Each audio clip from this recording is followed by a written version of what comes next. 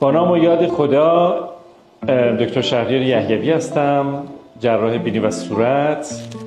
امروز میخوام پاسخ بدم به یکی از سوالات رایجی که مراجعین میپرسن که فرق عمل بازو بسته چیه.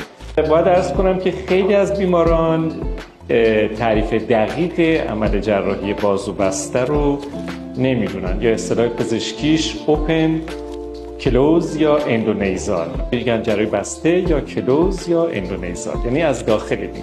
اولا ما جراحی بدون برش که نداریم، طبیعتاً باید برش بخوره هر جراحی بینی، اما در جراحی باز اینجا برش بیرونی میخوره، در جراحی بسته این مخفیه.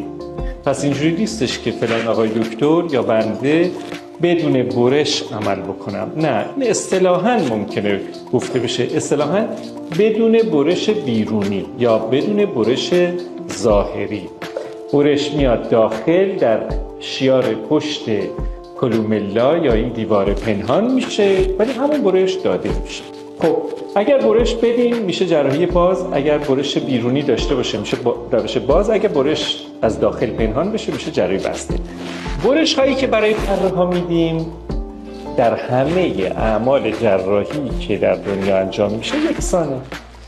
بیمارا هی میپرسن پس چرا شما که بسته عمل میکنید چرا دختر خاله منو باز کردید؟ میگیم کدوم قسمتشو باز کردید؟ میگیم پره هاشو. خب پره هاش نیاز داشته به دستکاری، نیاز داشته که پره ها جمع بشه.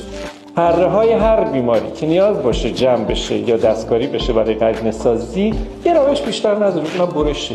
فرق نمیکنه جراحتون باز عمل کنه چون بسته عمل کنه. تعریف بسته با باز فقط بر اساس برش بیرونی و برش از توجهتون